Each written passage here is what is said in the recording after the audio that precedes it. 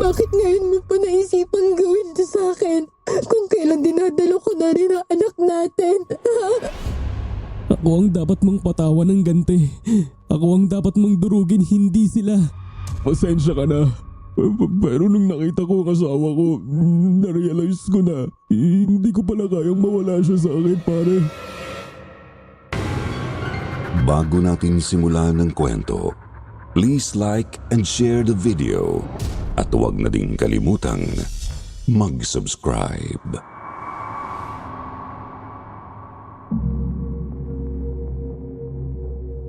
Tawagin niyo na lang ako bilang Jerry, hindi ko tunay na pangalan. Kalagitnaan ng taong 1992 nang mapatira ako sa isang apartment building noon sa isang lugar sa Marinduque kung saan ako napadpad matapos kong iwan ang dati kong buhay para kalimutan ang isang masalimuot na alaala mula sa aking nakaraan. Maayos ang buhay ko noon sa maliit na apartment na yon. Namumuhay ako ng normal na parang walang nangyaring trahedya sa buhay ko sa nakalipas na taon. Pero nagsimulang muling gumulo ang buhay ko nang dumating ang mga bago kong kapitbahay. Ang 2 taong naging daan para muli na naman akong matunton ng nakaraang pilit kong tinatakasan. Oh, tama-tama. Nandyan ka lang pala, Jerry. Kala ko kasi wala pang tao dyan sa unit mo dahil nakapatay pa ang mga ilaw. Kagigising ko lang mula sa siesta ko ng hapong yon at lumabas ako ng unit para sana bumili ng makakain. Pero pagbukas ko pa lang ng pinto, naabutan kong nasa labas ang landlord kong si Mang Bruno. Hindi niya tunay na pangalan, kasama ang 2 tao, isang babae at isang lalaki. Kakagising ko lang ho kasi, Mang Bruno. Lumabas lang ho ako dahil bibili sana ako ng makakain. Ganun ba? Tama-tama pala, no? Siya nga pala. Sila ang magiging bagong kapitbahay mo, Jerry. Sa wakas, may makakasama ka na rito sa 2nd floor. Sana maging magkakasundo kayo, lalo't kayo pa lang ang nakatira dito sa itaas. Ay, nice to meet you, pare. Ako naman si Glenda, ang asawa niya. Magandang hapon sa'yo. Jerry, tama? Oo, yun nga ang pangalan ko. Magandang hapon din sa inyo. Nakipagkamay ako sa magiging mga bago kong kapitbahay noon matapos naming magpakilala sa isa't isa. Pero nang tanggapin ko ang kamay ni Glenda, di na rin totoong pangalan ay hindi ko naiwasang mapansing may kulang sa kanya. Wala kasi siyang suot na singsing, di gaya ni Miguel. Kaya medyo nagduda ako noon kung totoo ba yung sinabi niyang mag-asawa raw sila. Ganun pa man, hindi na lang ako nagsalita. Wala rin naman akong pakialam. Masyado lang talaga akong naging mapagmatsyag sa paligid. Kaya kahit yung maliliit na bagay, napapansin ko agad. Matapos ng maiksing pagkikipagkilalang yon, itinuloy ko na ang pagbili ko ng pagkain. Pagbalik ko sa floor namin, nakita kong nakasarado na ang pintuan nila kaya dumiretso na lang din ako sa sarili kong unit para paghainan na ang sarili ko. Ano, Miguel? Sabihin mo, nahihiya ka pa rin bang ipakilala ko bilang asawa mo? Ha? Pwede ba, Glenda? Ano pa bang gusto mong gawin ko? Eto na nga, di ba? Ibinahay na kita. Magsasama na tayo. Bakit ba nagbubunga ka pa rin dyan? Nandito ka nga, kasama mo nga ako. Pero anong ginagawa mo? Pinaparamdam mo naman sa akin na hanggang ngayon, pangalawa lang ako. Tumigil ka na. Natutuliling na ang tenga ko sa'yo. Hindi ka ba nahihiya? Kabago-bago natin dito, nandidistorbo na agad yung bunganga mo. Napailing ako noon. Nang pagpasok ko pa lang ng unit ko ay narinig ko na agad na nagtatalo yung mga bago kong kapitbahay. Wala pa silang ilang oras na nakatira doon pero parang nakikinikinita ko ng magiging sakit sila ng ulo ko. Mukhang tapos na ang tahimik at mapayapang mga araw ko sa lugar na to. Natatawa pa ako noon sa sarili ko habang isinasalin ko sa plato ang pagkain binili ko sa karinderya. Naupo na ako noon sa harapan ng maliit kong mesa para sana magsimulang kumain ng hapunan pero bigla na lang akong may narinig na malalakas na kalabog sa di kalayuan. Miguel, ano yun? Bakit Parang may bumagsak sa bubungan. Baka pusa lang yon. Huwag mo nang intindihin. Tulungan mo na lang akong mag-ayos nitong mga gamit natin para makapagpahinga na tayo. Pero Miguel, hindi mo ba naaamoy yun? Parang ang sangsang eh. Amoy malansa. Hindi kaya may aswang dito sa lugar na to? Lumabas ka nga muna saglit at magsabi ka ng asin. Magsabi ka ng asin sa palibot itong unit. Bilisan mo! Ano? Ano na naman ba yung pinagsasabi mo dyan? Ang tanda-tanda mo na, nagpapaniwala ka pa sa ganyan. Hindi ko nagawang ituloy ang pagsubo ng pagkain sa kutsara ko nang marinig ko ulit ang pag-uusap na yon ng mga bago kong kapitbahay. Palibhasay, manipis na pader lang ang nakapagitan sa amin kaya kahit ayoko hindi ko maiwasang mapakinggan ang pag-uusap nila. Kinapa ko ang maliit na botelyang nakakwintas noon sa akin at nang tingnan ko yun, ay nakita kong kumukulo ang langis na laman noon. Punyeta! Bigla na lang akong nakaramdam ng kakaiba sa dibdib ko nang makumpirma ko ang aking hinala. Unti-unti parang bumabalik sa isip ko yung alaalang matagal ko nang pinipilit ibaon sa limot. Napapikit ako ng mariin pero agad din akong nagmulat ng mata nang sa pagpikit ko ay isang mukha ang bigla kong nakita sa likod ng aking isip. Ang mukha ng dati kong asawa na itago na lang natin sa pangalang Nurieta. Inilapag ko ulit ang kutsara ko, tinakpan na lang ang pagkain para hindi langawin. Nawalan ako ng ganang kumain kaya naisipan ko na lang munang lumabas. Pagbukas ko pa lang ng pinto, sinalubong agad ako ng maalinsangang ihip ng hangin na lalo pang nakadagdag sa nararamdaman kong kaba. Doon ako tumambay sa hallway ng apartment building na siya ring nagsisilbing balkonahe ng mga unit namin. Nagsisindi ako ng yosi noon bilang pampakalma nang lumabas din sa unit nila si Miguel. Pare, ikaw pala. Pasensya ka na, mukhang narinig mo yata kaming nagtatalo. Hindi ko siya sinagot noon bagko sa inalok ko na lang siya ng yosi na agad din naman niyang tinanggap. Hindi ko naiwasang mapatitig noon sa daladala niyang isang garapon ng asin. Ito kasing si Glenda. Kung ano-anong iniisip, pinagsasaboy ng asin ang paligid ng unit namin dahil baka daw inaaswang siya. Buntis ba siya? Oo pare, magdadalawang buwan pa lang. Ay, kaya nga, nagmamadali talaga kaming makahanap ng matitiran. Lalong lumakas noon ang kalabog ng dibdib ko nang makumpirma ko ang hinala ko tungkol sa pagdadalang tao ni Glenda. Lalo na at may hinala rin ako nung hindi naman talaga niya ito tunay na asawa. Wala namang masama kung mag-iingat pare. Sundin mo na lang ang sinasabi niya. Malay mo naman, nagsasabi pala siya ng totoo. Na may aswang sa paligid. Uso pa ba yun sa panahon ngayon? Basta, mag-iingat na lang kayo pare. Marami naman talagang mga bagay sa mundo na hindi natin nakalaing pwede pala mangyari sa totoong buhay. Bakit ikaw pare? Naniniwala ka rin ba sa aswang? Ang totoo, oo. Kaya, ingatan mo sana ang magiging anak mo pare. Totoong naniniwala akong inaaswang si Glenda. Hindi pwedeng magsinungaling sa akin ang hintura na nakasabit sa leeg ko na kanina pa kumukulo. Yun ang nagsasabing may aswang nga sa paligid namin. Ang hindi ko nga lang alam ay kung tama rin ba ang hinala ko. Nakilala ko ang aswang na ito. Dinukot ko noon mula sa bulsa ko ang isang maliit na libretang itim bago ko yon iniabot kay Miguel.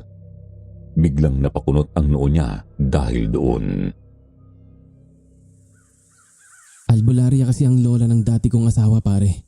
Ibinigay niya sa akin yan noon bago pa kami nagkahiwalay. Mabisang pangontra yan laban sa kahit na anong masamang nilalang. Ibigay mo kay Glenda at sabihin mo sa kanya na huwag niyang aalisin yan sa katawan niya kahit na anong mangyari. Tinanggap naman ni Miguel noon ang iniabot kong libreta pero halata ko sa mukha niya na sobra siyang nagdududa sa sinabi ko. Ganun pa man ay hindi ko na lang yun pinansin at nagpaalam na ako sa kanya bago ako bumalik papasok sa unit ko at dumiretso pasalampak sa higaan habang patuloy na nanunumbalik sa isip ko ang mga alaala ng dati kong asawa. Maglilimang taon na ang nakalilipas buhat nang makilala ko sa probinsya namin sa Bicol ang pinakamagandang babaeng nakita ko sa buong buhay ko. Si Norieta.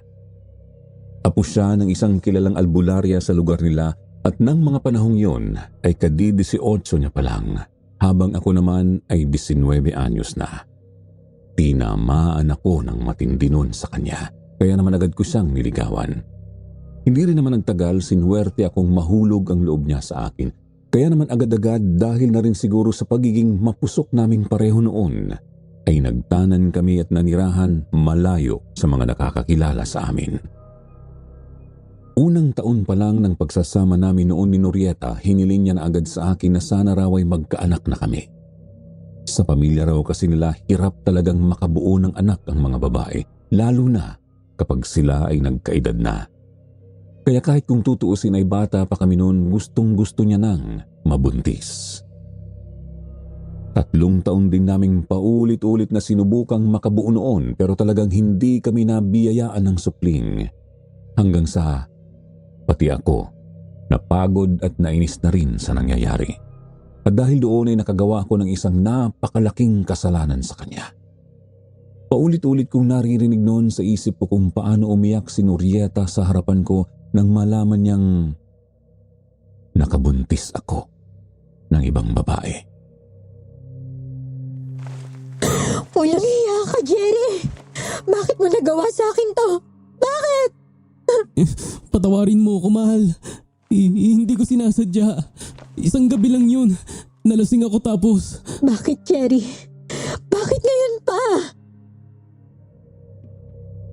Napapakita ko noon ng mariin habang pilit na inaalis sa isip ko ang alaala ng nakaraan namin ni Norieta. Nagtalukbong na lang ako noon ng kumot at pinilit ang sarili kong makatulog. 1 linggo, buhat nang makalipat sina Miguel at Glenda sa kabilang unit, nagpatuloy pa rin ang tila ba pag-ali-aligid ng aswang sa apartment building namin. Halos gabi-gabi yata, simula nang tumira sila doon ay nakakarinig ako ng malalakas na pag-angil o di kaya ay may kakaibang mga alulong ng hayop, lalo na sa pagpatak ng hating gabi. Ganun din ang mga misteryosong pagkilos at mga kaluskos sa bubungan hanggang sa mga tila aninong palagi kong namamataang nagmamatsyag sa di kalayuan. Yun nga lang, hindi nito magawang tuluyang lumapit kay Glenda dahil sa ibinigay kong libreta kay Miguel. Oh, paring Jerry, sabi ko na nga ba't lalabas ka ulit ng ganitong oras para tumambay? Nahanap kasi kita kanina pero umalis ka yata.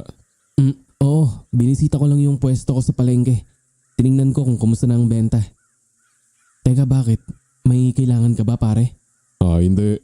Sasabihin ko lang kasi sana sa'yo na may babaeng nagpunta rito kanina. Hinahanap ka. Norieta raw ang pangalan, sabi ni Glenda.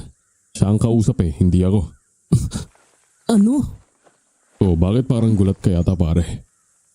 Ayos ka lang ba? Kinausap niya si Glenda, pare.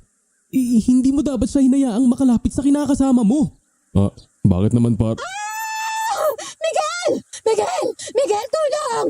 Tulungan mo ako! Mabilis na tinakbo ni Miguel ang papasok noon sa bahay nila nang marinig namin ang malakas na sigaw na yun ni Glenda.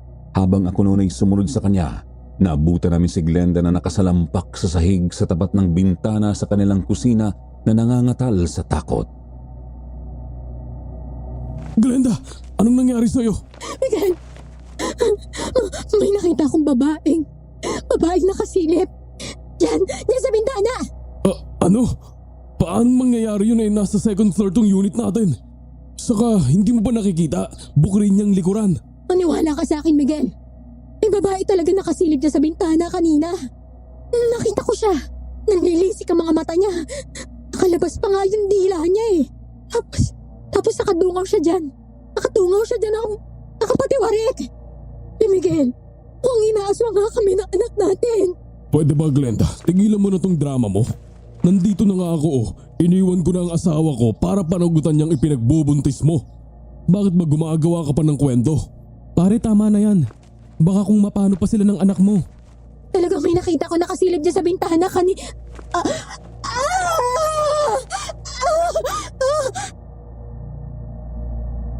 Bigla na lang noong sinapo ni Glenda ang sarili niyang sinapupunan at halatang namimilipit siya sa sakit. Nang makita ko siya, parang nakita ko sa kanya ang imahe ng dati kong asawang si Norieta, kaya wala sa loob na napahangos ako ng pagdalo sa kanya. Lalo na nang makita kong may dugong bahagyang umaagos noon sa binti niya. Diyos ko, dalhin na natin sa ospital si Glenda, pare. Hindi ko na hinintay pa noon na kumilos si Miguel at ako na ang nagkusang kumarga kay Glenda at sakalang natauan si Miguel na puno ng pagtatakang tinitigan niya ako. Pero hindi siya nagsalita at sinunod na lang ang sinabi ko. Tumawag siya ng sasakyan at mabilis naming isinugod si Glenda sa ospital ng gabing yun. Kaya sa kabutihang palad ay naagapan agad ng mga doktor bago pa tuluyang may mangyari sa kanilang sanggol sa kanyang sinapupunan. Maayos na raw ang lagay ni Glenda at ng magiging anak namin, sabi ng doktor. Mabuti naman kung ganun. Oh, mauuna na ako, pare. Bantayan mo na lang ng maigi ang kinakasama mo at wag na wag mo siyang aalisan ng tingin. Balitaan mo na lang ulit ako pagbalik niyo sa atin. Tinalikuran ko na si Miguel noon, hindi pa man siya nakakasagot. Ramdam kong sinundan niya ako ng tingin pero hindi na ako lumingon pa sa kanya pabalik. Alam kong nawirduhan si Miguel kanina sa ikinilos ko, kaya nga may parte sa aking nagsisisi na nakialam pa ako sa kanila kanina. Pero hindi ko naman kayang manahimik lang, lalo na at may hinala akong konektado pa rin sa nakaraan ko ang nangyayaring ito ngayon. Ayoko mang aminin ng mga sandaling yun, pero iba ang ibinubulong sa akin ng isip ko. Ang nakaraang pilit kong tinatakasan, pakiramdam ko, muli na naman akong natunton para muling guluhin ang buhay ko. Nagmamadali na akong umuwi dahil ng mga sandaling yun talagang nag-uumapaw na naman ang emosyon ko. Pero pagbalik ko, lalo lang akong nabahala sa naabutan kong eksena. Hanapin nyo! Huwag niyong hayaan makatakas ang aswa na yun! Bilis! Tinamaan ko yun ng buntong pagi kaya sigurado akong mabagal siyang kumilos ngayon. Parang biglang nagpanting ang tenga ko nang marinig ko ang sinabing yon ni Mang Bruno. Nasa labas pa lang ako ng apartment building niya. Agad akong nakaramdam ng malakas na pagkalabog sa puso ko habang nagmamadali akong naglalakad papalapit sa landlord ko para alamin kung anong nangyari. Mang Bruno, ano hong nangyari? Bakit nasa labas ang halos lahat ng tenants nyo? Saka, bakit ho kayo sumisigaw? Narinig ko kasi kayong nagmamadali kanina ni Mikel dahil dinudugo si Glenda, tama? Kaya lumabas ako para sana tingnan kung nailak nyo ba ang mga unit nyo nang hindi kayo mapagnakawan. Pero iba ang nakita ko nang sumilip ako dun sa unit ng mag-asawa. Ano ho ang nakita nyo, Mang Bruno? Isang babae, Jerry. May isang babae ako nakita sa loob ng unit ng bago mong kapitbahay. Kakaiba ang itsura. Magulo ang buhok. Nalilisik ang mata. Nakadapa siya sa sahig ng abutan ko at hinihimod niya ang mga patak ng dugo na nanggaling kay Glenda kanina. Parang bigla na lang nanlaki noon ang ulo ko habang ikinikwento ni Mang Bruno sa akin ang nakita niya. Nanigas ako't halos hindi na makagalaw habang nakikinig ako sa kanya. Ngayon ay mas lalo kong nakukumpirma ang mga nangyayari. Pakiramdam ko, nauulit na naman ang isang pangyayari sa nakaraan ko na hindi na yata ako patatahimikin pa kahit kailan. Pakiwari ko, ang aswang na yun ang dahilan kaya dinugo si Glenda, Jerry. Pero sigurado kong hindi pa nakakalayo yun dahil ilang beses ko siyang tinamaan ng dala kong buntot pagi. Bakit ho kayo may dalang buntot pagi nang umaakit kayo sa unit namin? Sa totoo lang, buhat ng lumipat dito ang mag-asawang yan, ilang beses na akong nakaramdam ng kakaibang presensya sa paligid.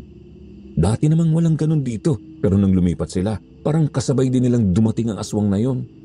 O baka naman, matagal na rin talaga yung nandito, kaya lang naghihintay ito ng pagkakataon para umatake. Kung hindi mo kasi naitatanong, Jerry, albularya ang nanay ko noon, kaya may alam ako kahit papano sa mga ganitong klase ng bagay. Kaya ikaw, maging mapagmatsyag ka sa paligid mo. Matapos ang naging pag-uusap naming yon ni Mang Bruno, umanik na ako sa unit ko. Gusto kong magmura ng mga sandaling yon habang muli na namang nanunumbalik sa akin ang alaala ni Norieta. Norieta, patawarin mo ko. Nakikiusap ako sa'yo. Hindi na ako uulit. Pinagsisisihan ko ang nagawa ko sa'yo. Maniwala ka sa akin. Bakit? Bakit ngayon pa, Jerry? Bakit ngayon mo pa naisipang gawin to sa akin, ha? Bakit ngayon pa? Kung kailan dinadalo ko na rin ang anak natin, ha? Buntis ka? Oo. Buntis ako, Jerry. 5 buwan na. 5 buwan na raw tong tiyan ko, ayon sa doktor. Pero masyado lang maliit yung tiyan ko. Kaya hindi to halata. Ibinigay na pala sa atin yung pinaka-aasam ko. Nang wala man lang akong kamalay-malay tapos ganito pa yung ginawa mo. Patawarin mo ako, Norieta. Itatama ko ang lahat ng to. Aayusin ko to. Tatapusin ko ang lahat ng namamagitan sa amin ng babaeng yun. Ikaw lang ang mahal ko. Maniwala ka. Paano ko sabihin to sa'yo? Gusto kong kalimutan mo na ang babaeng yun. Pati na rin yung batas na nagpupunan niya. Magagawa mo ba? Norieta, kaya kong iwan ang babaeng yun para sa'yo. Pero huwag mo namang idamay ang bata sa galit mo. May karapatan siyang makilala ko. Ako ang tatay niya. Wala akong pakialam. Kung hindi mo sila magagawang kalimutan, kami na lang ng anak ko ang kalimutan mo. Lumayas ka na. Lumayas ka sa bahay na to, Jerry. Noong gabing nagtalo kami ni Norieta, nagawa niya akong palayasin sa sobrang galit niya. Inihagis niya ang lahat ng mga gamit ko sa labas ng bahay namin at halos ipagtulakan niya na ako para lang mawala ako sa harapan niya. Iyak siya ng iyak noon, halos madurog din naman ang puso ko sa pagpatak ng bawat luha niya. Pero wala akong magawa. Hindi ko sila gustong iwanan noon ng magiging anak namin pero kinailangan kong itama ang lahat. Yun ang gusto kong gawin noon, pero hindi ko akalaing yun pa pala ang magiging dahilan ng paglala ng sitwasyon. Pagkatapos akong pinalayas ni Norieta ng gabing yun, agad akong nagtungo sa bahay ng babaeng nabuntis ko. Pero ginawa ko yun hindi para makipagbalikan sa kanya kundi para tapusin na ang lahat sa amin. Nagdesisyon akong sundin ang gusto ni Norieta kahit na masakit sa akin. Pinili kong kalimutan na rin pati ang magiging anak ko sa babaeng yun para lang makabawi ako sa asawa ko. Pero hindi ko akalaing sa pagbalik ko sa bahay namin kinabukasan ay isang malagim na trahedya na ang aabutan ko sa aming bahay. Norieta, mahal. Nasaan ka? Nandito na ako. Sinunod ko na ang gusto mo. Ikaw ang pinili ko. Iniwan ko na sila para sa'yo. Para sa inyo ng magiging anak natin. Teka, bakit ba sobrang kalat dito? Saka, bakit ba sobrang lansa ng amoy dito? Ang sangsang.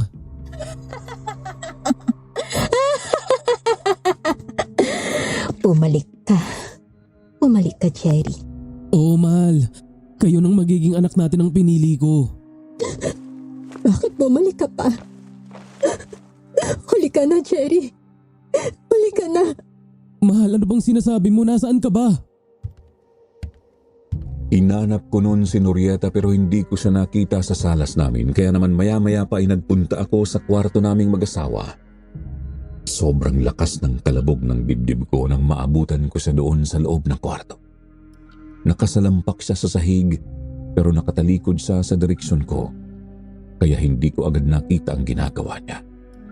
Pero sinalubong ako ng mas masangsang na amoy kaya naman inlibot ko ang paningin ko sa paligid noon at ganun na lang ang kaba ko nang makakita ako ng mga bahid ng dugo mula sa higaan namin patungo sa pwesto ni Norieta ng mga sandaling yon.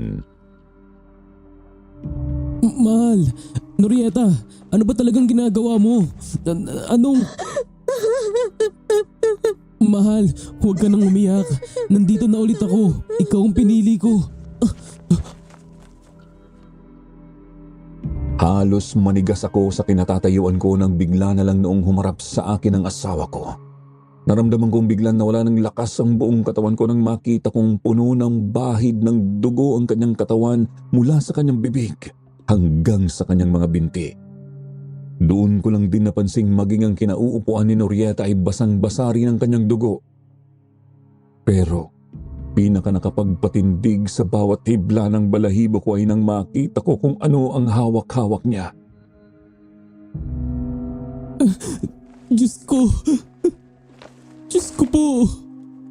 Norieta, anong ginawa mo? Ano yung kinakain mo? Ano yun? Anak natin yan! Bakit? Bakit kinakain mo ang anak natin? Walang hiya ka! Halimaw! Papatayin kita!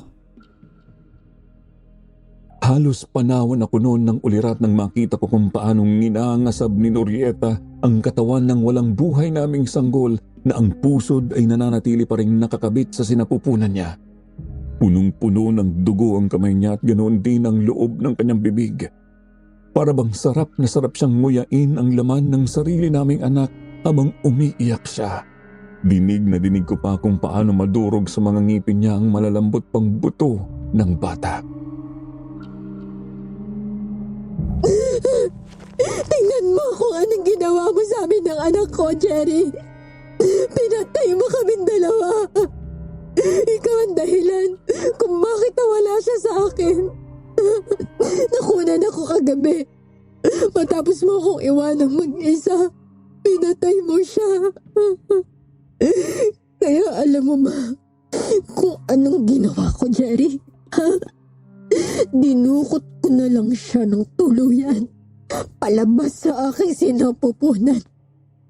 Nang sa ganun, muli ko siyang maibalik sa loob ng tiyan ko sa pamamagitan ng pagkain ko sa kanya. Diyos ko po. Panaginip lang to. Pinapangungot lang ako. Totoo to, Jerry. At ikaw ang may kasalanan ng lahat ng ito. Hindi mo na ito mababago pa dahil isinusumpa ko sa'yo. Wala ng sanggol na bunga ng kataksilan ang muling mabubuo at isisilang sa lugar na ito. Papatayin ko silang lahat kasama ng makakatinilang ina. Ikaw ang papatayin ko, Norieta. Ikaw ang papatayin ko sa ginawa mo sa anak natin. Sa galit ko, dinampot ko bigla yung itak na nakasuksok sa likod ng pintuan ng aming kwarto. Nilapitan ko siya pero wala siyang naging reaksyon. Bagkus ay nagpatuloy lang siya sa ginagawa niyang pagngasab sa walang buhay na katawan ng aming anak. Hinawakan ko ang kanyang buhok. Itiningala ko ang kanyang ulo at itinapat sa leeg niya ang hawak kong bolo. Nangangatal kong pinilit ang sarili ko na ituloy ang balak kong pagpugot sa ulo niya ng masandaling yon, pero hindi ko nagawa, Sir Jupiter. Mahal na mahal ko pa rin si Norieta. Nagdesisyon ako noong iwan siya sa aming bahay at lumipat na lang ng ibang tirahan. Pero lihim ko pa rin siyang binantayan ng patago. Umaasa ako noon na nawala lang sa sarili niya si Norieta kaya niya nagawa ang bagay na yun sa anak namin. Masyado ko lang kako siyang nasaktan. Yun ang pilit na itinatak ko sa isip ko. Itinago ko rin ang nangyari sa kanya at wala akong kahit na sinong pinagsabihan tungkol dito. Ang buong akala ko sa pag-alis ko sa bahay namin ay manunumbalik ulit si Norieta sa dati. Pero nagkamali ako. Nasaksihan ko mismo, Sir Jupiter, kung paano siya biglang nagbago.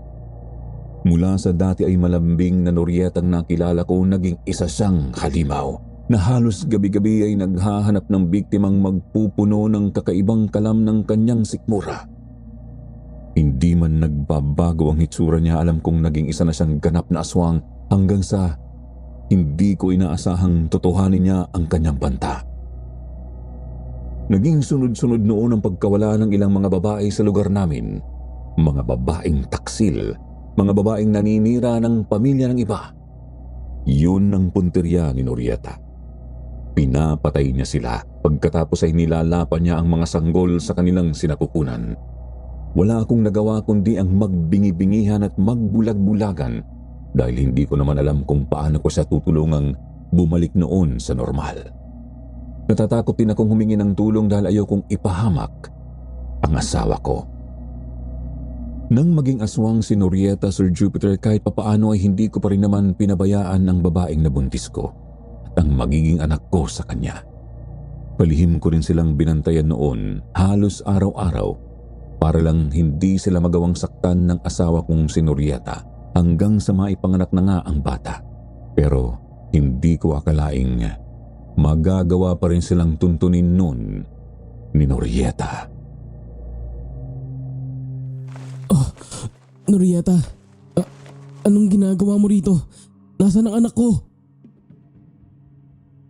Halos gumuho na naman noon ang mundo ko ng isang araw sa palihim na pagdalaw ko sa labas ng bahay ng babaeng nabuntis ko noon ay nakita kong papalabas si Norieta. Nakangisi ang mukha niya, nababalot na naman siya ng dugo at may naririnig akong malakas na paghiyaw sa loob ng bahay. Nakikita mo ba to, Jerry? Alam mo ba kung kaninong puso itong hawak-hawak ko sa kamay ko ngayon?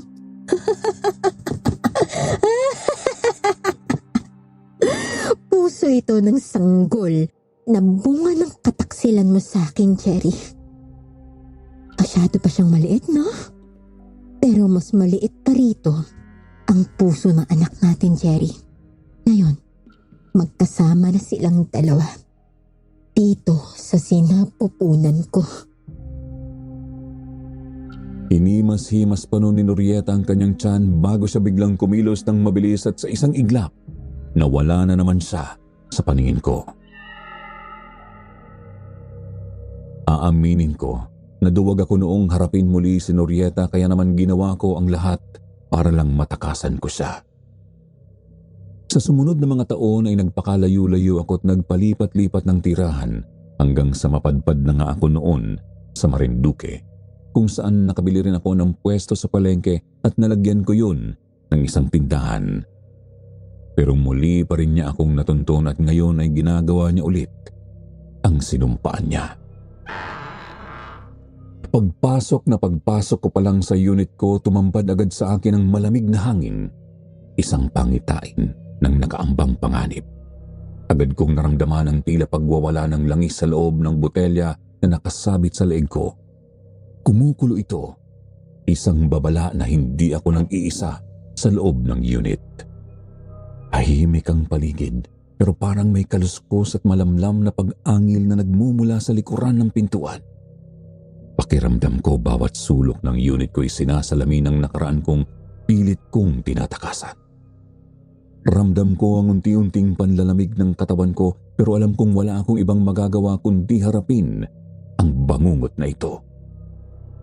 Iniipon ko ang lahat ng natitirang lakas ng loob, huminga ng malalim at saka ko tinapangan ang sarili kong lumingon at doon ko siya nakita. Nakatayo siya roon, nanginginig sa galit o sa gutom o marahil sa pinaghalong paghihirap at sumpa. Nasa harapan ko ang dati kong asawa, ngunit hindi na siya ang babaeng minahal ko. Ang dating kislap ng kanyang mapupungay na mga mata ay wala na. Napalitan ito ng matalim na titig na parang matutulis na kutsilyo, nakatutok sa bawat paghinga ko. Ang makinis at malaporselanang kutis na hinangaan ko noon ay napalitan ng bakas ng pagdurusa at galit. Ang katawan niya ay natadtad ng mga pilat at sugat na dala ng pagiging halimaw. Kung may hindi man nagbago sa kanya, yun ay ang suot niyang damit. Ang damit na ako mismo ang nagbigay sa kanya noong masaya pa kami. Ngayon yun ay nanggigitata sa dumi at dugo ng bawat na biktima ni Norieta. Hindi ko na napigilan ang pangangalog ng dibdib ko. Kitang-kita ko kung paanong napakalayo na ng itsura niya mula sa dati niyang sarili. Alam kong ako ang dahilan kung bakit siya naging ganito at yun ang pinakamamabigat kong dala. Pero sa kabila ng lahat ng kinatatakutan ko, lumapit ako sa kanya. Alam kong kailangan kong humingi ng tawad pero hindi na ako makahanap ng mga salita. Gusto kong yakapin ulit ang asawa ko. Norieta, patawarin mo ako. ako ang may kasalanan sa lahat ng ito. Tahimik siyang nakatitig sa akin gamit ang mga mata niyang mapula. Nangingislap sa dilim ng pagkamuhi. Ilang sandali lang nakita ko ang panghihina sa bawat hakbang niya. Nakita ko siyang hapong-hapo, dala ng sugat sa kanyang tagiliran at braso dahil sa mga tama ng buntot pagi ni Mang Bruno. Ngunit kahit sa kabila ng pagkahapo, matindi pa rin ang pagkapuot sa kanyang mukha. Umakbang ako palapit, pero bahagya siyang matras. Ramdam ko ang kirot sa bawat hakbang niya palayo. Ngunit nagulat ako nang makita ko ang munting patak ng luha na dumaloy sa kanyang pisngi. At bago ko pa man magawang lapitan siya, bigla siyang tumakbo palayo. Kasing bilis ng hangin, tinatangay ang aking mga huling pag-asa na maibalik ang dati kong asawa. Agad akong napaupo sa malamig na sahig ng unit ko. Nanlulumo, parang nadurog ang buong pagkatao ko. Hinayaan kong bumagsak ang sarili ko at sa unang pagkakataon matapos ang ilang taon, hindi ko na pinigil ang aking luha. Sumasabay sa bawat patak ng luha ko ang sakit, ang pagsisisi, ang mga alaala ng aming nakaraan na pilit kong inilibing. Para akong sinasaksak ng katotohanan ako ang may gawa ng lahat ng ito. Kung hindi ko sana siya sinaktan, kung hindi ko sana siya niloko, hindi sana kami nauwi sa ganito. Napayakap ako sa sarili ko habang nagdarasal, umaasang makakamit ko pa ang kapatawaran kahit na imposible na. Parang nadudurog ang puso ko sa bawat pag-iyak ko at hindi ko na alintana kung anong oras na o kung sino pa ang makakarinig. Lahat ng emosyong itinago ko sa loob ng maraming taon sa wakas, nailabas ko na. Norieta, kung nandyan ka pa, patawarin mo sana ako. Nanghihina na ako sa kakaiyak pero maya-maya bigla akong napaisip. Biglang sumagi sa isip ko ang mga kapitbahay kong sina Miguel at Glenda at lalo na ang kanilang magiging anak. Sigurado akong babalikan sila ni Norieta. Hindi na dapat pa may mawalang bata dahil sa naging kasalanan ko noon. Hindi ko kayang hayaang mauwi sa trahedya ang kanilang pamilya kagaya ng nangyari sa amin. Nagpilit akong tumayo kahit nanginginig pa rin ang tuhod ko.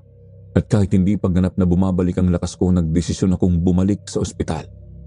Kailangang bantayan ko si Glenda at ang kanyang anak. Alam kong hindi na mababago ang nakaraan pero siguro sa isang paraang hindi ko inaasahan, magkakaroon ng saysay ang buhay ko kung magagawa kong protektahan sila mula sa halimaw na ako mismo ang nagdala sa mundo. Paring Jerry, anong ginagawa mo rito? Akala ko ba umuwi ka na? At saka, ano yung nangyari sa'yo? Bakit parang hapong-hapo ka? Bumalik ako pare. Gusto ko lang sabihin sa'yo na dito muna kayo ni Glenda. Huwag muna kayong uuwi sa atin. Mas ligtas kayo rito sa ngayon. Ha? Bakit? Anong nangyari? May nakitang aswang si Mang Bruno sa loob ng unit nyo pare. Ano? Totoo ba yung sinasabi mo pare? Maniwala ka Miguel. Totoo ang sinasabi ko. Totoo rin ang sinasabi sa'yo ni Glenda kanina pare. Inaswang sila ng anak mo. Paano ka naman nakakasiguro dyan pare? Ikaw na rin ang nagsabi sa akin. Hindi ikaw ang may lahing albularyo kundi yung dati mong asawa. Basta't makinig ka na lang sa akin pare. Teka nga Jerry.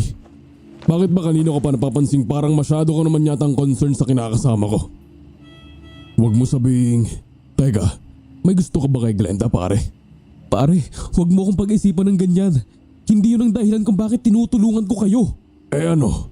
Bakit ba gusto mong maniwala akong inaaswang nga sila ng magiging anak namin? Dahil kilala ko kung sino ang aswang pare. Kilala ko si Norieta, yung dati kong asawa. Bigla na lang natigilan nun si Miguel dahil sa sinabi ko. Kahit na nakakunot pa rin ang noo niya ay naramdaman kong nakuha ko na rin sa wakas ang atensyon niya. Kaya naman ang patuloy siyang manahimik ay doon na ako nakakuha ng pagkakataong magkwento sa kanya tungkol sa kung papaanong nahantong sa ganitong sitwasyon ang lahat. Alam kong napakahirap paniwalaan itong sinasabi ko sa'yo, pare. Hindi ko naman hinihiling na paniwalaan mo lahat ng sinasabi ko. Pero sana, makinig ka sa mga payo ko sa'yo. Ayokong may isa na namang sanggol na hindi man lang masilayan ng mundo dahil sa kasalanang nagawa ko noon sa asawa ko. Tama ka pare. Sobrang hirap talagang paniwalaan ng mga sinasabi mo pero ayoko ring mawala ang magiging anak ko sa akin. Isa pa, wala akong karapatang husgahan ka dahil ang totoo, pareho lang naman tayo. Pareho lang tayong nagkasala sa mga tunay nating asawa. Swerte lang ako't lalo hindi naging ganun kalala ang sitwasyon ko di tulad sa'yo. Nakahinga ako ng maluwag nang sa pagtatapos ng usapan namin yun ni Miguel sa huli ay nagdesisyon siyang sa wakas ay makinig na lang sa akin. Pareho naming binantayan ang mag-ina niya hanggang sa ilipat na ang mga ito sa isang private room. Doon kami nagbantay pareho kaya lang ay hindi ko rin napigilan ang antok ko nung mga bandang hating gabi na at nakatulog ako sa sofa sa tabi mismo ng bintana ng kwarto.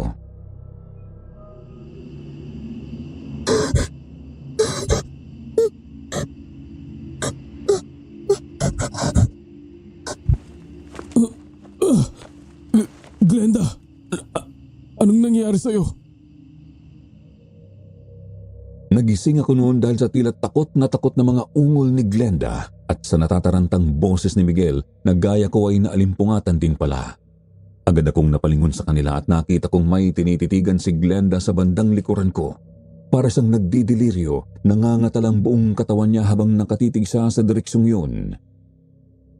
Sabay kaming lumingon ni Miguel sa bandang yun at halos sabay kaming napabalikwas ng bangon nang makita naming nakatayo si Norieta sa tapat ng bintanang yun na natatakpan ng salamin. Nanlalaki ang mga mata niya, nanlilisik at namumula habang titig na titig siya sa tiyan ng buntis na kasama namin.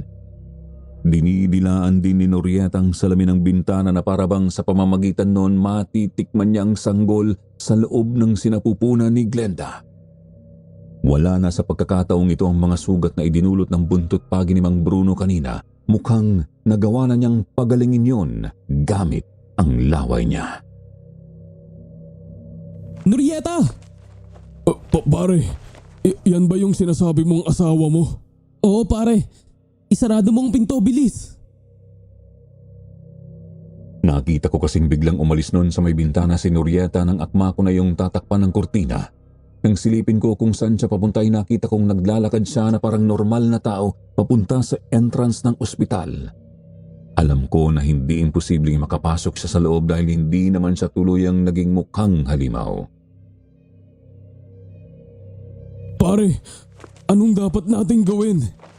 Pare, nasaan ba kasing libretang ibinigay ko sa'yo noon? Hindi mo ba ibinigay kay Glenda? Di ba sabi ko naman sa'yo, huwag na huwag mong aalisin yun sa katawan niya? Ewan ko pare, inalis niya yata yun kanina nung naligo siya. Napahilamos na lang ako noon sa sarili kong mukha. Nagpalinga-linga ako noon sa paligid namin kung may makikita ba akong bagay na pwede naming gamitin bilang panlaban o kahit pangontra man lang sa aswang. Hanggang sa napadako ang tingin ko sa asin na nakapatong noon sa ibabaw ng side table na katabi ng kinahihigaan ni Glenda. Ito pare, isabay mo ito sa paligid ng buong kwarto. Ikalat mo para walang maiwang sulok na pwede niyang pagsuotan. Lalabas lang ako saglit. May chapel dito, di ba? Sigurado kong may holy water sila doon. Nakahawak na ako noon sa seradura ng pintuan at akma ko na lang sana yung pipihiti nang bigla ko na lang maramdamang tila may kumakalabit sa mga daliri ko sa paa. Agad akong napayuko doon at halos pangilabutan ako nang makita kong nakapasok doon ng ilan sa maruruming daliri ni Norieta. Bigla akong napatitig doon. Maganda pa rin ang mga kamay niya kahit marurumi na yung tingnan ngayon. Para namang pinaglalaruan ako ng sarili kong isip nang habang nakatitig ako ron, bigla kong naalala kung paano ko hinahalikan ng mga kamay na yon noong nanliligaw pa lang ako sa kanya. Naramdaman kong tumulo ang luha ko. Kumirot ng napakatindi ang puso ko kaya hindi ako agad nakakilos. Nanatili lang akong nakatitig noon sa kamay ni Norieta na tila ba pilit na inaabot ang paa ko noon. Kung alam niyo lang kung gaano ko kagustong hawakan ulit ang kamay niya, Parang gusto ko nga siyang labasin noon para ikulong sa bisig ko at yakapin ulit ng mahigpit. Bigla na lang hinagisan ni Miguel ng asin ang kamay ni Norieta na siyang nakapagpabalik sa akin sa sarili ko. Kitang-kita ko kung paanong sa isang iglap ay tila parang nalaplos ang maganda pero ngayon ay maputla ng kamay ng dati kong asawa. Parang pinipiga talaga ang puso ko lalo na nang marinig kong dumadaing sa labas ng pintuan si Norieta bago ko narinig ang mga papalayong yabag ng kanyang pagtakbo. Hindi ko na naman napigilan ang sarili ko at napaiyak na ako sa harapan ni Miguel at ng kinakasama niyang hanggang ngayon ay wala pa ring malay tao. Nang mga panahon yun, lalo ko lang napatunayan sa sarili ko na hindi ko pa rin nakakalimutan ang asawa ko. Mahal na mahal ko pa rin siya sa kabila ng mga pinagdaanan namin at napakatanga ko dahil alam kong ako ang dahilan kung bakit kami nauwi sa kanon. Kung kaya ko lang ibalik ang nakaraan, gagawin ko pero imposible nang mangyari yun. Ang buong akala namin, Sir Jupiter, titigil na si Norieta pagkatapos ng nangyari dahil kinabukasan hindi na ulit siya nagparamdam o nagpakita pa. Akala ko talaga noon nagsawa at napagod na siya sa kanyang ginagawa. Hanggang sa ma-discharge na noon si Glenda dahil ayon sa doktor ay ayos na raw ang magiging anak nila ni Miguel. Glenda, ito na ulit yung libreta. Dinaanan ko yan sa inyo kanina nung umuwi ako para tingnan kung ligtas bang uwian niyo ang unit. Wala na dun si Norieta pero huwag mo na yung aalisin pa sa katawan mo simula ngayon. Oo. Jerry, maraming salamat sa'yo. Tango na lang noon ang isinagot ko kay Miguel at inaya ko na sila patungo doon sa inarkila kong tricycle kanina. Nasa kabilang kalsada lang yon kaya naman umakma na kaming tatawid nang bigla na lang akong may namataang figura na tila ba nagkukubli sa likod ng isang kotse doon sa tatawiran namin. Miguel pare, sandali. Bumalik muna kayo ni Glenda sa loob ng ospital. Bakit pare? May nakalimutan ba tayo? Nandito si Norieta pare. Inaabangan niya lang tayong lumabas. Ano? Putya pare, tanghaling tapat ba? Hindi naman ipinanganak na aswang si Norieta pare. Kaya walang epekto sa kanya ang sikat ng araw. Bilisan mo na. Alalayan mo ang asawa mo pabalik ng ospital at doon kayo dumiretso sa chapel. Naging mabilis ang pagkilos namin noon, lalo na nang mawala sa paningin ko si Norieta. Dahil sa nangyari, hindi tuloy namin alam kung paano ilalabas ng ligtas si Glenda ng ospital. Pati ako, natutuliro na. Dahil parang bawat sulok at parte ng paligid ay nakikita ko ang mukha ng dati kong asawa. Oo pare, nakairam na ako ng sasakyan. Buti na lang at may kaibigan akong nagtatrabaho dyan sa malapit. Pinairam niya sa akin ang kotse niya. Kung ganun na bilisan na natin pare. Hindi pwedeng abutin pa tayo ng dilim dito dahil lalo tayong mahihirapan. Hindi natatakot na magpakita si Norieta sa gabi dahil lahat naman ng aswang at masasamang nilalang, iyon talaga ang oras ng pag-atake. Pero saan tayo pupunta pare? Ayokong bumalik sa apartment. Baka nandun pa rin yung aswang. Huwag kang mag-alala pare. Alam ko na kung saan natin sila dadalhin. Napagkasunduan namin ni Miguel na sa simbahan na lang muna dalhin si Glenda. Doon sigurado akong magiging ligtas na siya dahil si Norieta na rin ang nagsabi sa akin noon na walang ibang pinakamabisang pangontra sa anumang elemento, nilalang o maligno, kundi ang Diyos at ang pananampalataya sa Kanya. Hindi niya magagawang lapitan ng mag-ina sa loob ng banal na lugar na yon. Halos paliparin na tuloy ni Miguel noon ang sasakyan para lang makarating kami ng mabilis sa simbahan. Mabuti na lang talaga at mabait din ang mga taong namamahala doon sa napuntahan namin dahil agad din nila kaming tinanggap ng walang pag-aalinlangan. Maupo ka muna. Salamat. Sapo-sapo na naman noon ni Glenda ang ilalim ng kanyang puson. Mukhang natagtag siya sa biyahe dahil napansin kong mababa na naman ang tiyan niya. Pare, pwede bang ikaw muna ang bahala kay Glenda saglit? May bibilhin lang ako sana sa labas. Lalabas ka pare? Ay, dyan lang naman pare. Maghahanap ako ng malapit na tindahan para makabili ng makakain natin. Ganun ba pare? Ayaw mo bang ako na lang ang lumabas? Bantayan mo na lang ang mag-ina mo. Nako, ay, hindi na pare, ako na. Diyan lang naman eh. Hindi nakaligtas sa akin ang pagiging aligaga noon ni Miguel. Hindi rin siya makatingin noon ng diretso sa mata ko at halata ko sa kanyang may hindi siya sinasabi sa akin. Bakit dala-dala mo yung bag mo pare? Bakit di mo muna iwan para mas mabilis kang makapaglakad? Hindi siya nakasagot noon, kaya naman lalo ko pa siyang pinasingkitan ng mga mata. Sa totoo lang, kanina ko pa napapansing parang iba ang ikinikilos niya simula pa nung bumalik siya sa ospital. Galing sa panghihiram ng kotse sa isang kakilala niya. Kaya naman ramdam ko na noon pa lang, may ibang tumatakbo na sa isip ni Miguel. Umamin ka nga pare. Balak mong iwan si Glenda rito no? Sandaling katahimikan muna ang namagitan sa aming dalawa ng mga sandaling yun bago siya napabuntong hininga na lang noon tanda ng kanyang pagsuko. Nakita ko ang asawa ko kanina pare. Yung totoo kong asawa. Hinahanap niya pala ako. Kaya napadpad din siya dun sa pwesto ng kaibigan ko. Anong sinabi niya sa'yo pare? Pare, nagmamakaawa siya sa akin kanina na balikan ko na siya ulit.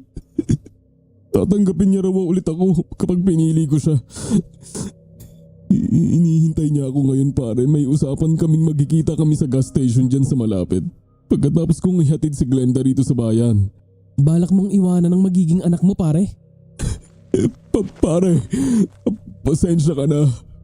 Pero nung nakita ko ang asawa ko, narealize ko na hindi ko pala kayang mawala siya sa akin pare. Siya pa rin ang mahal ko, hindi si Glenda. Ayoko magkaganito eh. Ayoko matulad sa'yo. Gusto kong piliin siya pare. Para akong sinampal nun sa sinabi ni Miguel, pero nagawa kong itago ang emosyon ko. Naikuyom ko na lang ang kamao ko, pero sa totoo lang, naintindihan ko kung ano ang nararamdaman niya. Naiintindihan kong takot siyang matulad sa asawa kong si Norieta ang kanyang misis, lalo pat nasaksihan mismo ng mga mata niya kung ano ang nangyari dito dulot ng naging nakaraan namin. Pero paano ang magiging anak mo pare? Kaya mo ba siyang iwanan sa ganitong sitwasyon? Ikaw na sana ang bahala sa kanila pare. Naniniwala naman akong magiging maayos ang lagay nila sa pangangalaga mo. Saka di ba sabi mo, ayos naman sila rito sa simbahan. Hindi na sila masusundan pa dito ng dati mong asawa. Sir Jupiter, hindi ko alam noon kung bakit hindi ko sinubukang pigilan man lang si Miguel nang tuluyan na siyang umalis at iniwan ang noon ay walang kamuwang-muwang na si Glenda. Siguro yun ay dahil naiintindihan ko ang naging desisyon niya dahil minsan ko na rin yung ginawa. Sinundan ko na lang noon ang tingin ng papaalis na sasakyan ni Miguel hanggang sa nawala na ito sa abot ng natatanaw ko. Bumuntong hininga na lang ako noon nang mapagtanto kung sa akin niya iniwan ang responsibilidad niya kay Glenda. Pero hindi ko naman maisip na basta na lang iwanan ang babae, lalo na't naaalala ko sa kanya ang ina ng isa ko pang anak na pinatay din ni Norieta. Pagbalik ko sa loob ng simbahan, naabutan kong umiiyak si Glenda. Gising na pala siya, kaya naman agad akong tumabi sa kanya. Magpahinga ka pa Glenda. Bumili lang si Miguel saglit sa labas. Babalik din yun maya-maya. Huwag ka na magsinungaling pa, Jerry. Hindi na kailangan. Pasensya ka na, Glenda. Hindi ko na siya nagawang pigilan. Alam ko naman. Umpisa pa lang ng pagsasama namin. Alam ko napipilitan lang siya. Hindi niya ako gustong panagutan. Kung hindi lang talaga siya pinipilit ng mga magulang niya na bigyan sila ng apo.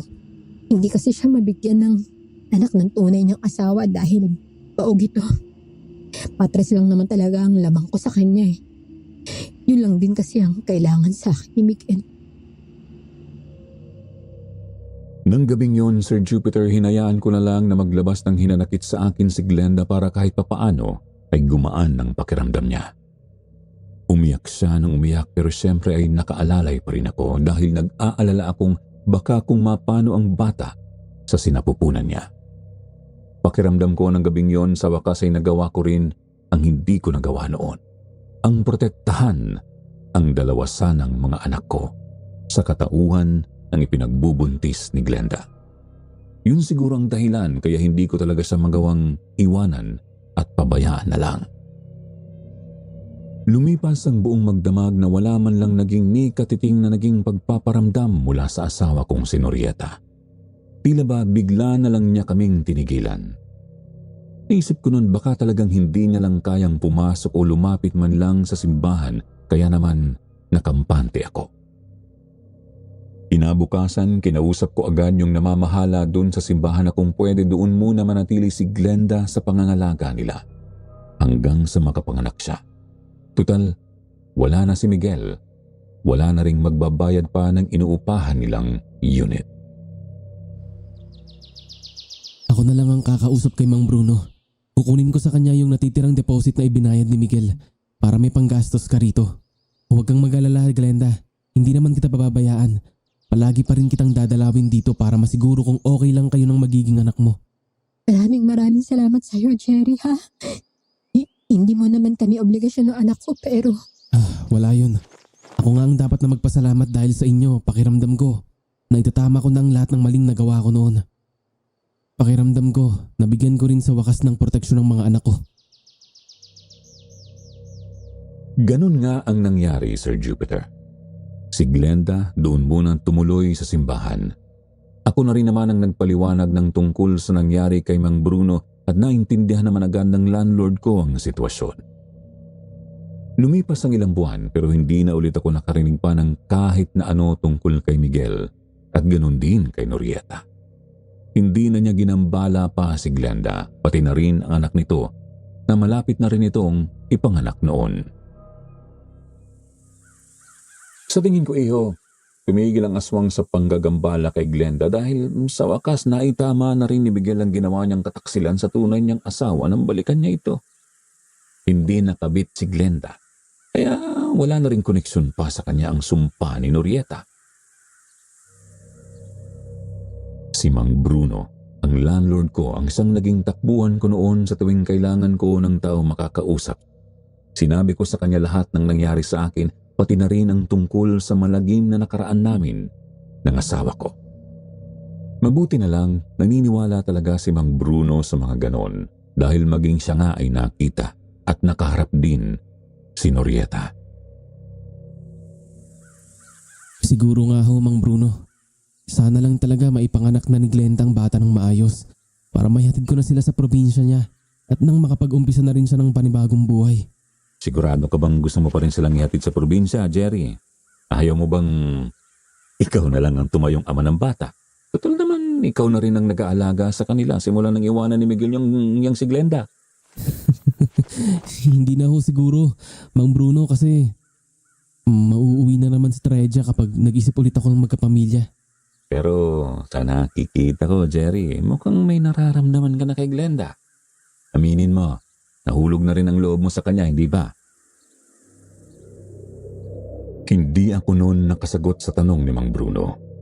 Bigla na lang kasi kaming nakaramdam noon ng malakas na pag-ihip ng hangin sa likuran namin na para bang may dumaang kung ano doon.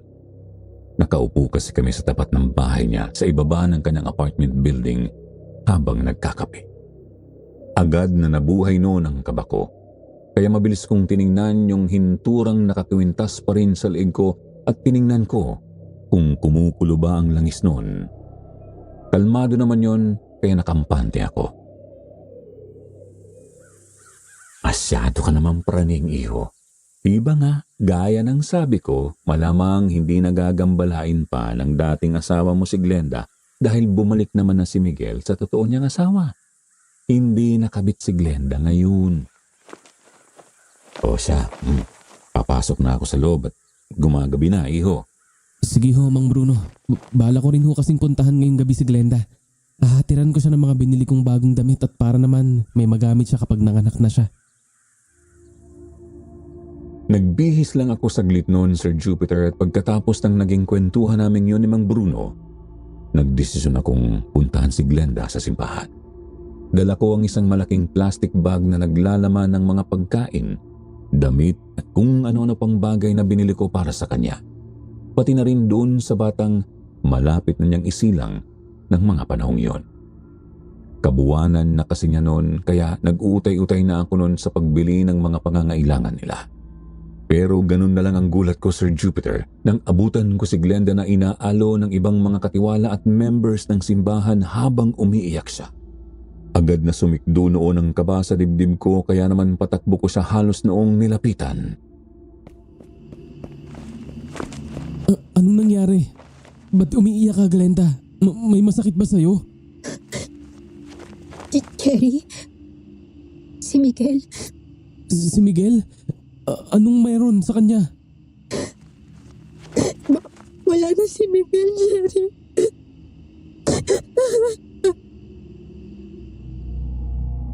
Sir Jupiter, hindi gaanong makapagsalita noon si Glenda kaya naman yung isang church member na lang ang nagkwento sa akin kung paano nito nalaman ang tungkol daw sa nangyari kay Miguel.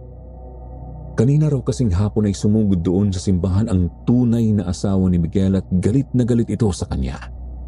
Sinisisi siya nito dahil sa rawang dahilan kung bakit nasira ang pagsasama nila at maraming panahon ang nasayang sa kanilang pagsasama.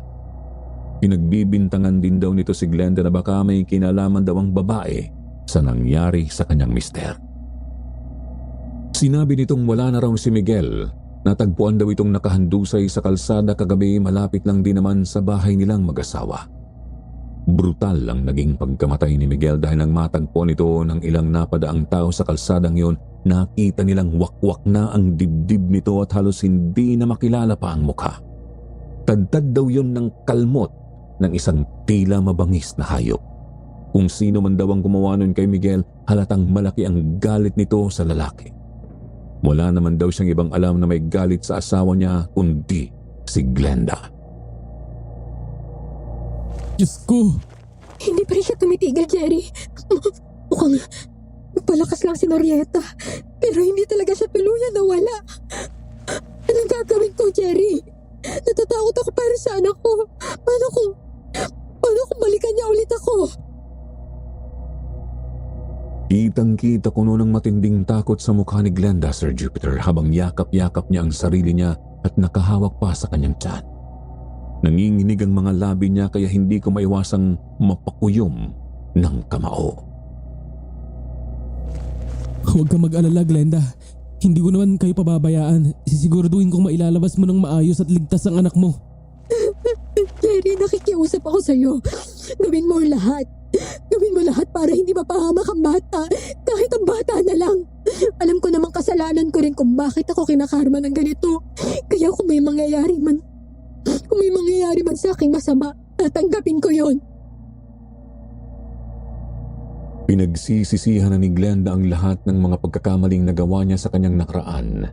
Nagsisisi siyang pumatol sa kay Miguel at nagpabuntis dito lalo na kahit kailan. Hindi naman ito ipinaramdam sa kanya na mahal siya nito.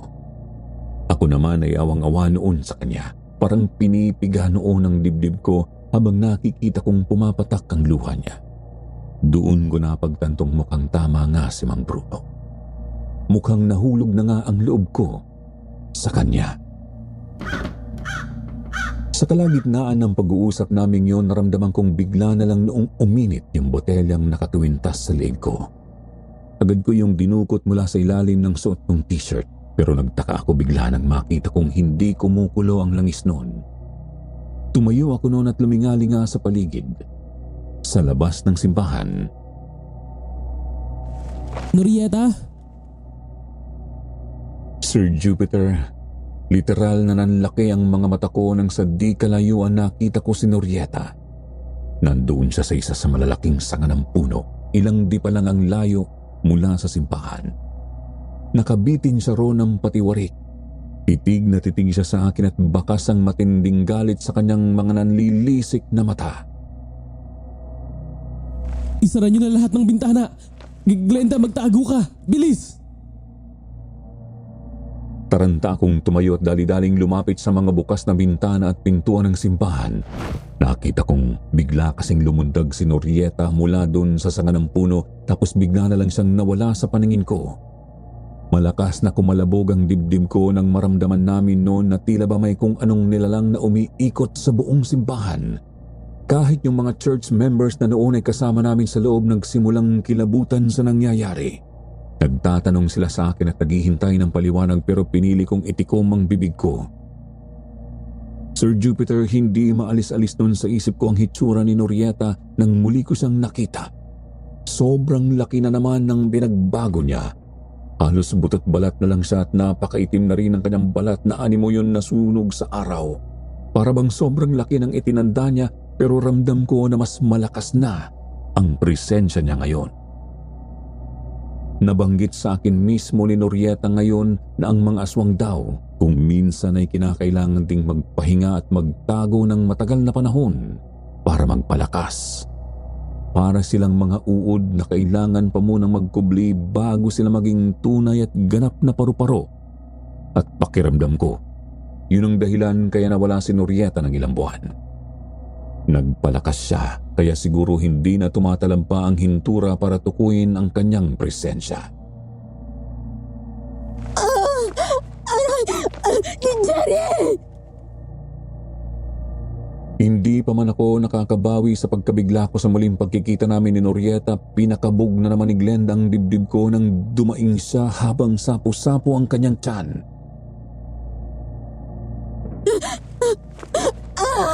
Manganganak na yata ako! Aray! Glenda!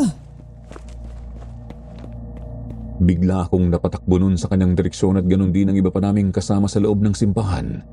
Nataranta ako. Hindi ko na noon alam ang gagawin ko dahil hindi pa nga tapos ang problema ko sa dati kong asawa. Heto at ngayon pa manganganak si Glenda. Biglang napasigaw ang isa sa mga church member at sinabing kailangan na raw naming isugod si Glenda sa ospital dahil may dugong lumalabas mula sa kanyang puwerta. Umaagos yun pababa sa kanyang binti kasama ang pumutok niyang panubigan.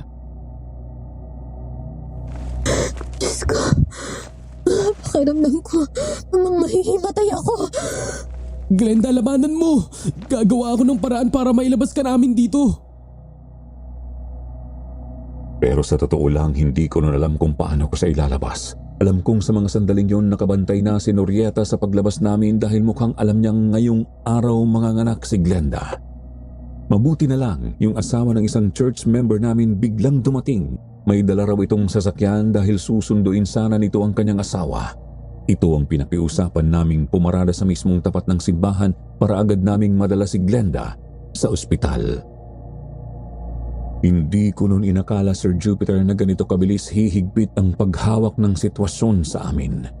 Habang karga ko si Glenda at kasama ko ang mga church members na nag-aalalay sa amin, nakalapit na kami sa pintuan ng simbahan. Doon ko sana siya idadaan palabas para maisakay sa sasakyan at maisugod na siya sa ospital. Pero pagdungaw pa lang naming lahat sa labas, natigilan kaming lahat sa nakita namin. Doon mismo sa harap ng simbahan, ilang hakbang lang ang layo sa pinto, nakatayo si Norieta at nakatitig sa amin. Halos matumba ako sa pagkagulat. Si Norieta, ang dati kong asawa, ang halimaw na nagbabalik para ibalik ulit sa akin ang mga alaala ng kasalanan ko sa kanya. Para siyang isang halimaw na hindi man lang kababakasan ng awa. Ang kutis niya ay tila sinunog ng araw, ang katawan butot balat at ang mga mata niya ay nanlilisik sa pangungutya. Pero hindi yun ang pinaka nagpakilabot sa akin. Nakatapat ang buong katawan niya kay Glenda. Ang dila niyang napakahaba ay nakalawit at halos umabot na sa kanyang dibdib. At dinidilaan niya ang hangin na parabang sa paraang yun ay naaamoy at nalalasahan niya ang bawat hininga ng sanggol sa sinapupunan ni Glenda. Magsibalik kayo sa loob! Bilisan nyo! Nagsipagtakbuhan pabalik ang mga church members kasabay ang asawa ng nagdala ng sasakyan. Naiwan ako sa pinto. Hinahanap ang mga mata ni Norieta. Umaasang maaawa siya sa sitwasyon. Pero walang awa sa kanyang mga mata. Wala kahit ni bahid ng kanyang dating pagkatao. Jerry! Aray ko! Hindi ko na kaya! Parang lalabas na siya! Hindi ko na kaya! Nanginginig ang kamay ko noon. Hindi ko rin alam kung anong gagawin. Lumingon ako sa paligid. Doon ko siya dinala sa may altar. Walang ibang makakapalag sa aswang kundi ang Diyos. Yun ang tanging alam kong totoo. Nakita ko sa sulok ng altar ang isang maliit na silya at nagmamadali kong tinulungan si Glenda na umupo roon. Isa-isa ring lumapit ang mga kasamahan namin sa simbahan para mag-alay ng tulong. Labanan mo, Glenda. Alam kong kaya mo. Hindi ko hahayaan na makuha ni Norieta ang anak mo. Siguraduhin mo lang nalalaban ka. Huwag mong susukuan ang anak mo. Niyakap ni Glenda ang tiyan niya at habang pinipigilan ang pagtulo ng mga luha, napatingala siya sa akin, tila humihingi ng lakas na hindi niya alam kung saan kukunin. Kita kong nanginginig ang kanyang buong katawan sa hirap pero pinipilit niyang huminga. Kumukuha ng lakas kahit pa nauubusan na siya noon dahil sa sobrang takot. Jerry! Kung may mangyari sa akin, Huwag mong isipin yan, Glenda. Huwag mo akong bibigyan ng ganyang klaseng hiling. Dito ka lang.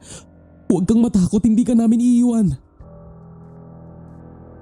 Maya-maya pa isang matandang babae mula sa grupo ng mga church members ang lumapit sa amin. Ang sabi niya, dati raw kumadrona ang nanay niya, kaya may alam siya kung paano magpaanak. Para akong nabunutan ng isang tinik sa lalamunan ko at mabilis ko siyang pinalapit kay Glenda. Inayos niya ang posisyon ni Glenda at inisa-isa niyang sinabi sa mga church members kung ano ang mga kailangang dalhin mula sa loob ng simbahan para makatulong sa pagpapaanak. Habang inaalalayan ko si Glenda, hindi mawala ang kaba ko sa paligid. Alam kong hindi malaling susuko si Norieta. Hindi siya titigil hanggang hindi niya nakukuha ang gusto niya.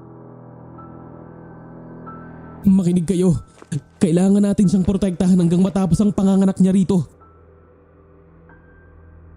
Naghahanap ako ng paraan para masiguradong hindi makakapasok si Norieta. Hinanap ko ang bawat pwedeng pagsuotan ng aswang sa simbahan. May ilang malalaking pinto at bintana roon kaya't inutos ko sa mga kasama kong magsaboy kami ng asin sa mga sahig sa paligid ng altar sa bawat pintuan ng simbahan. Mabuti na lang meron talagang asin sa loob ng simbahan dahil kung minsan ay doon na rin daw sila kumakain kapag inaabot sila ng gabi sa pagdarasal o pagmimisa. Isinaboy nila ito sa bawat sulok, umaasang magiging sapat yun para harangin ang anumang masamang nilalang na nagbabadyang pumasok. Habang ginagawa yon, naisip kong baka hindi ito sapat. Lumapit ako sa altar, kumuha ng holy water at isinaboy sa paligid ni Glenda. Ang bawat patak ng banal na tubig ay parang kislap ng pag-asa. Sa bawat patak ay isa ring panalangin ang sinasambit ko. Ang tanging lakas na maaari kong panghawakan sa harap ng halimaw na aking nakaraan. Maya-maya nagsimula ng sumakit ng gusto ang tiyan ni Glenda at napansin kong dumarami ng dugo na lumalabas mula sa kanyang puwerta. Alam kong hindi magandang senyalis yun. Ang bawat ungol niya ay tila kutsilyong tumatarak sa puso ko. Pilit kong iniisip ang mga bagay na pwedeng gawin para lamang hindi matuloy ang bangungot na ito. Pero alam kong ang bawat minuto ay mahalaga. Nang makita kong bumubukas-bukas ang pintuan ng simbahan, ng desisyon akong harangan ito. Alam kong si Norieta yon. Hinihintay ang tamang sandali, ang isang maling galaw. Sinabi ko sa mga church members na itulak ang mga pintuan at bintana ng simbahan at tiyaking hindi iyon bubuka.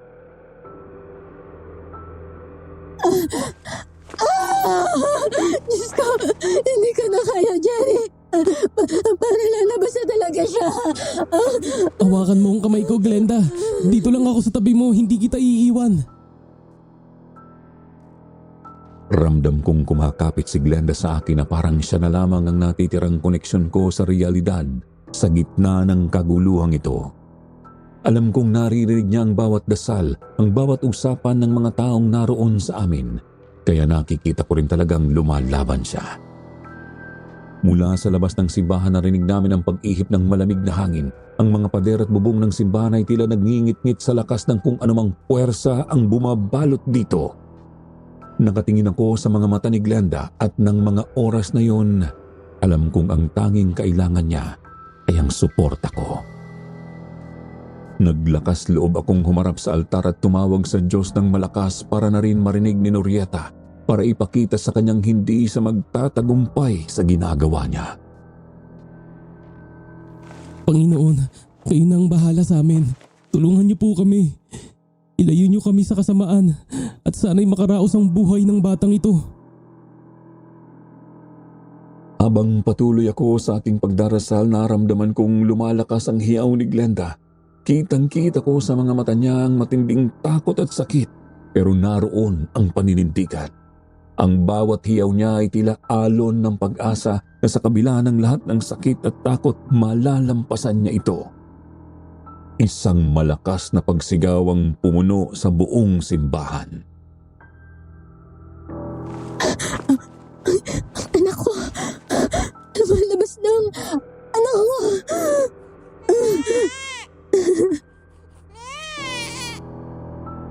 Isang malakas na pag-uha ng bata ang umalingaw-ngaw noon sa paligid ng simbahan. Malakas ang pag-uhang yon, pero napakasarap sa tenga. Yung dibdib ko noon sobrang napuno ng tuwa. Nangilid din ang luha sa mga mata ko dahil pakiramdam ko sa wakas nagawa ko ring makapagpasilang ng isang buhay dito sa mundo. Jerry, tingnan mo siya. Napakaganda niyang bata. Babae ang naging anak ni Glenda, Sir Jupiter. Talagang hindi ko napigilang maiyak noon nang makita kong napakaganda nga nito. Naisip ko ulit ang anak namin ni Norieta. Siguro kung hindi namatay ang anak namin, baka kasing ganda rin yun nito. Pero hindi naging matagal ang tuwa na nararamdaman ko dahil isang malakas na hiyaw na naman ang narinig ko mula sa labas. Pagkatapos yung mga pintuan at bintana ng simbahan nagsimulang magkalabugan. Nabaling doon ang atensyon ko kaya nagulat na lang ako nang muling magsigaw ng mga kasama namin sa loob ng simbahan at tinatawag nila ang pangalan ni Glenda. Pagharap ko sa babae, nakita kong tumitirik ang mga mata niya at tila kinukumbulsyon. Nagulat ako, Sir Jupiter, nang makita kong nangingisay si Glenda. Halos hindi ko magawang makalapit sa kanya noon dahil natulala na lang ako. Tila ginagapos ng kamatayan ang katawan ni Glenda. Isang babae na nooy puno ng kasalanan pero ngayon ay wala ng ibang hangad kundi mabuhay para sa anak niyang walang muwang. Pilit ko siyang niyuyugyug noon para magising siya pero lalong nangisay ang katawan niya at mas lalong tumitindi ang takot na bumabalot sa akin. Nanginginig ang bawat pulgada ng katawan ko habang naririnig ko pa noon ang pag-iyak ng bagong silang na bata sa tabi ni Glenda. Pero wala akong magawa kundi ang humawak ng mahigpit sa braso ng ina nito na tila humihiwalay na ang kaluluwa mula sa katawan ng mga sandaling yon. Glenda, lumaban ka naman! Huwag mong iwanan tong anak mo! Kailangan ka niya! Nakita kong halos wala nang malay si Glenda habang kumikilos na lang ang bibig niya para makasigaw. Pero ang boses niya ay tila nagkukulong sa loob ng sarili niyang lalamunan. Hinawakan ko ang kanyang mukha, pilit na sinusubukang gisingin siya sa takot kung baka tuluyan na siyang mawala. Pero hindi nagtagal, nagdesisyon akong gawin ang bagay na dapat talaga ay noon ko pa ginawa. Sa isang iglap, tumayo ako mula sa tabi ni Glenda. Tumakbo palabas ng simbahan at doon sa kalagitnaan ng malamig na dilim, lumuhod ako sa harapan ng simbahan bago ako nagsisigaw. Norieta, alam kong nandito ka pa. Alam kong naririnig mo ako. Halika, gawin mo na ang gusto mo. Ako na lang ang gantihan mo. Patayin mo na ako. Huwag mo nang idamay ang mga taong wala namang kasalanan sa nangyari sa atin. Nakikiusap ako sa'yo. Tinititigan ko ang madilim na kalangitan, umaasa, nagmamakaawa, nananawagan sa halimaw na minsan kong minahal at alam kong hanggang ng mga sandaling yon ay nilalaman pa rin ng puso ko. Hindi ko na nga lang napigilan ang pagtulo ng aking mga luha. Ang mga luhang halos ubos na mula sa mga nakaraang taon ng pagsisisi at pangungulila ko sa kanya. Kunin mo na ako, Norieta. Patawarin mo sana ako. Patawarin mo sana sila. Parusahan mo ako sa lahat ng sakit na ginawa ko sa'yo. Ako ang dapat mong patawan ng ganti. Ako ang dapat mong durugin, hindi sila. Huwag mong kitilin ang buhay ng inosenteng bata. Kung kaya ko lang talagang bawiin ang lahat ng kasalanan ko sa'yo. Kung makikita mo lang sana kung gaano kita kamahal. Mula sa gilid ng aking paningin nakita kong may gumalaw sa likuran ko. Nang lingunin ko yun, nakita kong naglakad si Norieta palabas ng dilim, tulad ng isang bangungot na humahakbang palapit. At ngayon ko lang siya nakita sa kanyang ganap na anyo. Mas malalim at mas nakakatakot kaysa noon. Animoy bangkay na muling nabuhay ang itsura niya. Ang buhok niya ay mahaba na at sobrang gusot. Ang balat niya ay magaspang at butot-balat na para na rin palang naaagnas.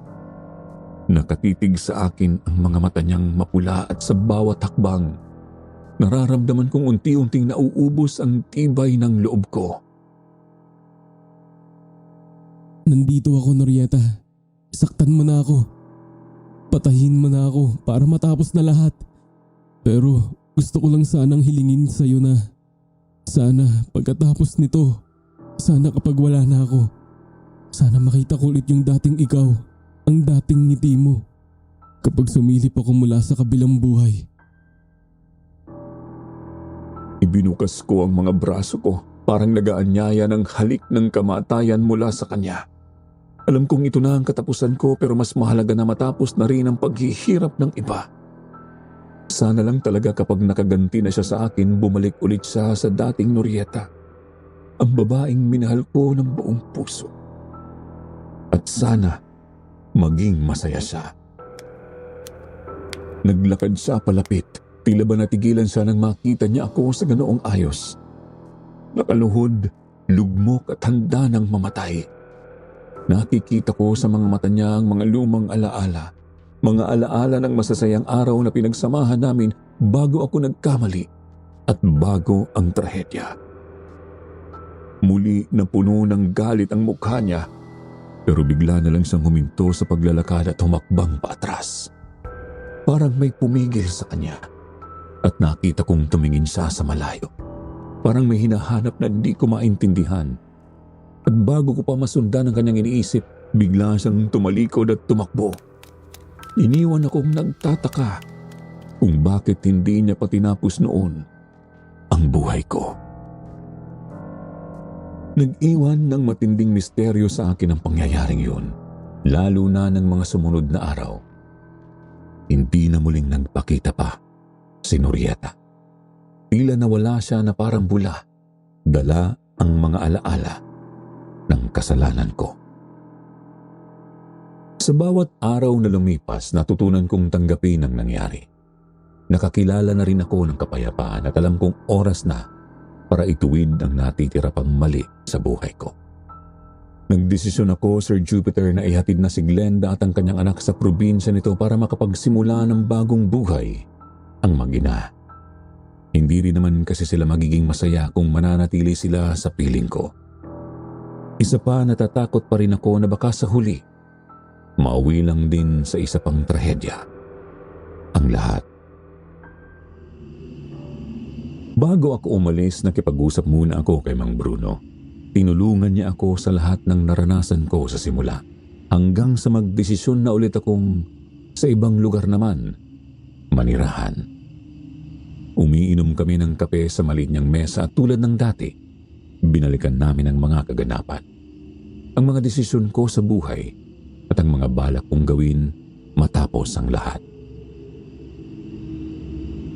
Sigurado ka na bang pababayaan mo na lang si Glenda at ang anak niya doon sa probinsya? Kita ko naman sa iyo, iho, nahulog na ang loob mo sa kanila. Hindi ko kayang lokohin ang sarili ko, Mang Bruno. Oo, mahalaga sila sa akin, pero ang puso ko, kahit gaano ka man itanggi, si Norieta pa rin talaga ang mahal ko. Jerry, tapos na ang lahat sa inyong dalawa. Naging aswang na siya at hindi nyo na maibabalik pa ang pagsasama nyo. Siguro nga totoo yan, Mang Bruno. Pero alam ko sa sarili ko na hindi ko siya magagawang kalimutan. Ako rin naman ang dahilan kung bakit siya naging ganun.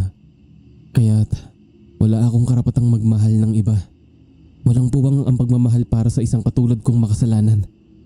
Wala akong karapatang mangaharap ng bagong simula.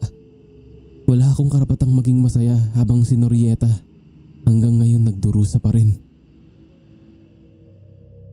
Natahimik si Mang Bruno. Tila ba nakuha niyang mabuti ang ibig kong sabihin? Lumipas ang panahon, tumanda akong nag-iisa. Hindi na ako nag-asawa pa. Hindi na ako bumuo ng bagong pamilya. Wala nang ibang mahalaga sa akin maliban sa tahimik na buhay ko. Halos 10 taon makalipas ang pangyayaring yun sa buhay ko, umuwi ako ng Bicol.